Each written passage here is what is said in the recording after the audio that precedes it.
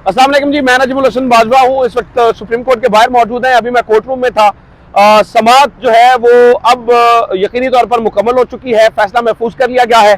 6 बजे के करीब जो है वो ये फैसला सुना दिया जाएगा। अब फैसला क्या आता है, इस बात का अंदाजा समाअत से लगाया जा सकता है। अंदर क्या दलीलें दी गई हैं, समाअत क्या हुई, किसने क्या कहा, ये पूरी तफसील मेरे पास मौजूद है, मैंने आपके साथ शेयर करनी है। एक लम्हे पर ऐसा भी लगा, कोर्ट में एक लम्हे के ऊपर ऐसा भी लगा कि शायद ये जजेस जो हैं वो इस बेंच से अलहदा हो जाए और मजीद इसकी समाअत जो है वो ना करें। ऐसा क्यों लगा, इस बारे में मैंने आपको बताना है। और दोस्त मजारी का एक बोला हुआ फिक्रा, गुरूर से बोला हुआ एक फिक्रा कि जाओ इसे चैलेंज कर दो, इसका वो आज उसके गले क्यों पड़ गया, कोर्ट के अंदर इसका तज़किरा कैसे हुआ, ये मैंने आपके साथ जो है वो शेयर करना है। सुबह सवेरे नाज़रीन किराम हुआ ये था कि सुबह सवेरे इन्होंने चूंकि बायकॉट का ऐलान किया था, इसके बावजूद हमजा शहबाज के वकील, दोस्त मजारी का वकील, इरफान कादरी वगैरह ये सारे आज कोर्ट के अंदर आ गए थे। कहने का मकसद ये था कि एक बार फिर से फर्स्ट क्रिएट किया जाए, एक दफा दोबारा से माहौल खराब किया जाए और इस किस्म की सिचुएशन बनाई जाए ताकि लगे ये कि जैसे बदतमीजी का माहौल बन जाता है अदालत के अंदर। और इससे ये होना था, इससे ये हो रहा था कि अदालत को जितना जो है वो कंफ्यूज किया जा सकता है या उसके ऊपर प्रेशर डाला जा सकता है फुल कोर्ट के लिए। तो जब ये आए और फिर वापस चले गए तो चीफ जस्टिस साहब ने यह भी कहा कि इतना बड़ा दिल करना चाहिए कि अगर आपने बायकॉट भी कर दिया है तो आप अदालती कार्रवाई को सुने। और फिर चीफ जस्टिस साहब ने एक बार फिर ये कहा कि किसी प्रेशर में नहीं आएंगे, आज जो है ना वो फुल कोर्ट नहीं बनाया जाएगा। सुबह सवेरे ही जो है ये फैसला हो गया था। अब एक लम्हे के ऊपर जो है ना वो ये जरूर लगा था कि शायद जो है ना वो ये जो जजेस हैं ये इस बेंच से अलग हो जाएं। वो किस तरह से लगा था वो मैं आपको बता देता हूँ। 2015 की एक जजमेंट का नाज़रीन किराम अंदर हवाला दिया गया जिसमें 8 जजेस पे का जो है ना वो बताया गया कि वो पार्टी सरबराह के बारे में एक दे चुके हैं बात, जिसमें चीफ जस्टिस जो है ना वो बंदयाल साहब भी जो है वो मौजूद थे।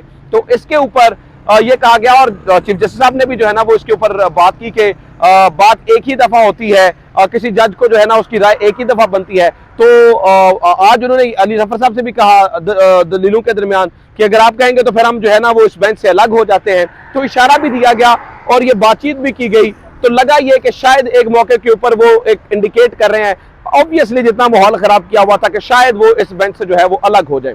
लेकिन फिर बैरिस्टर अली जफर ने अपने दलाइल देने शुरू किए और बैरिस्टर अली जफर ने जिस तरह से उड़ा के रख दिया तमाम दलीलों को, उन्होंने तमाम तर चीजों के बारे में जो है ना वो बड़ी क्लियरली बताया। आशा गुलालई के मामले के बारे में खास तौर पर बैरिस्टर अली जफर ने जो है वो दलीलों में बताया कि आशा गुलालई वाले मामले पर यही पार्लिमानी पार्टी का मामला था, कोई नोटिस जारी नहीं हुआ था, तब पार्टी सरबराह की नहीं सुनी गई थी। पार्टी सरबराह इमरान खान थे तो उनकी नहीं सुनी गई थी। तो चीफ जस्टिस को ये बात बड़े अच्छे से याद थी। उन्होंने कहा हाँ वो जो मामला है वो आपके क्लाइंट के अगेंस्ट गया था। तो इसके ऊपर बैरिस्टर अली जफर ने कहा यस वो मामला मेरे क्लाइंट के अगेंस्ट गया था but was in the favour of constitution. तो पार्टी सरबराह जो है वो जो है ना वो ये नहीं डिक्टेट कर सकता। तो बैरिस्टर अली जफर ने जो अपनी तमाम दलीलें मुकम्मल की, जिससे कोर्ट ने भी बड़ी हद तक जो है वो अग्री किया, वो ये था कि ऐसा नहीं है कि पार्टी सरबराह का किसी भी पार्टी के अंदर कोई इख्तियार नहीं होता है या पार्टी सरबराह कोई फैसला नहीं कर सकता है। ऑब्वियसली पार्टी सरबराह जो है वो इन्फ्लुएंस कर सकता है, वो पार्लियामानी पार्टी को इन्फ्लुएंस कर सकता है, किसको वोट देना है वो ये बता सकता है। लेकिन एक चीज बड़ी वाज़ेह है जिसके बारे में बताया गया, वो ये है कि पार्टी सरबराह डिक्टेट नहीं कर सकता है। पार्टी सरबराह डिक्टेटर नहीं होता है। पार्टी सरबराह अगर डिक्टेट करे तो फिर ये होगा, मामला इस तरफ जाएगा कि उनके यानी कि पार्टी के अंदर जो है वो एक आमराना सोच कायम होगी। तो बैरिस्टर अली जफर इस बात को मनवाने में बड़े खूबसूरती से कामयाब हो गए। फिर ये हुआ नाज़रीन किराम जो मोस्ट इंपॉर्टेंट बात है, जो अदालत ने कहा कि ठीक है अगर बायकॉट कर दिया गया है तो जो तहरीरी इन्होंने दलाइल दिए हैं हम उनको जो है ना वो मानेंगे कि उन्होंने इसमें जो है ना हम उनके ऊपर जो है वो इन्हिसार करेंगे। अब तहरीरी दलाइल नाज़रीन किराम कल दे दिए गए थे। अब फिर जनाब जब तहरीरी दलाइल का मामला आया तो बैरिस्टर अली जफर ने इनके तहरीरी जो दलाइल थे उसके ऊपर बात करना शुरू की और उसके ऊपर जो है ना वो बोलना शुरू किया। एक एक करके जितने तहरीरी दलाइल मौजूद थे तमाम दलीलों के अंदर से ही जो है ना वो कॉन्स्टिट्यूशन से और सुप्रीम कोर्ट के साबिका फैसलों से साबित करने की कोशिश की कि इनका ताल्लुक पार्टी सरबराह के इन्फ्लुएंस तक है। पार्टी सरबराह जो है वो डिक्टेटर नहीं बन सकता है और ये साबित कर दिया और ये सब बात को जो है ना वो इस्टेब्लिश कर दिया कि यस जो है ना वो उनके क्लाइंट यानी कि चौधरी परवेज इलाही जो है ना वो इस मामले के ऊपर ठीक है। बार बार ये मामला आता रहा कि अगर जो खत था क्या उसे पार्लिमानी पार्टी के सामने पढ़कर सुनाया गया और फिर ये जब ये सारी दलीलें मुकम्मल हो गई तो एडिशनल अटॉर्नी जनरल जो है वो अचानक रोस्टम पर आ गए और उन्होंने जो है वो दलीलें देनी शुरू की। तो उसके ऊपर उन्होंने वही 2015 वाले बेंच का जो है ना वो हवाला दिया। तो जिसके ऊपर चीफ जस्टिस साहब ने ये कहा कि मतलब एडिशनल अटॉर्नी जनरल ने कहा कि उनके जहन में काफी सारी चीजें थी, वो मामला भी था और फिर ये भी था। तो इसके ऊपर जो है वो चीफ जस्टिस साहब और खासतौर पर जस्टिस मुनीब अख्तर भी इसके ऊपर बोले। उन्होंने कहा अगर ऐसा था, अगर उनके जहन में था तो उस वक्त अपनी जजमेंट के अंदर उन्होंने इसका, यानी जब वो रूलिंग दे रहे थे तो उस रूलिंग के अंदर उन्होंने 2015 के केस का हवाला क्यों नहीं दिया, क्यों उन्होंने जेब में से एक पर्ची नहीं निकाली और कहा कि जनाब ये मामला है। और ऐसा बिल्कुल भी नहीं है।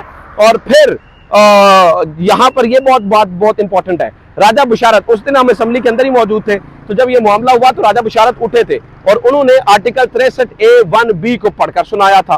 तो जिसके ऊपर डिप्टी स्पीकर ने कहा था जाओ इसे जाके चैलेंज कर दो, मैंने जो बताना था, मैंने जो कहना था वो कह दिया। तो आज ये मामला अदालत के अंदर जेरे बहस आया।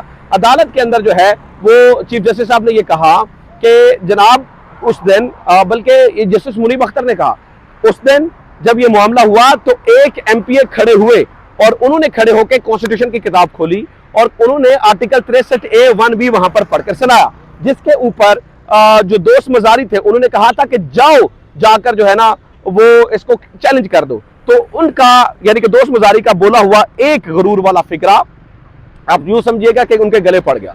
अब समाअत के अंदर जो है वो वक्फा लिया गया है।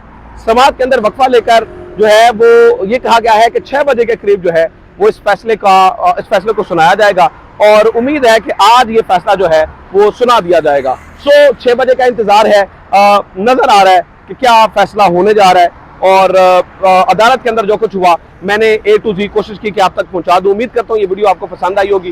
वीडियो को ज्यादा शेयर करें, चैनल को सब्सक्राइब जरूर करें, अपनी राय का इजहार जरूर करें। अपना ख्याल रखें। खुदा हाफिज। पाकिस्तान जिंदाबाद।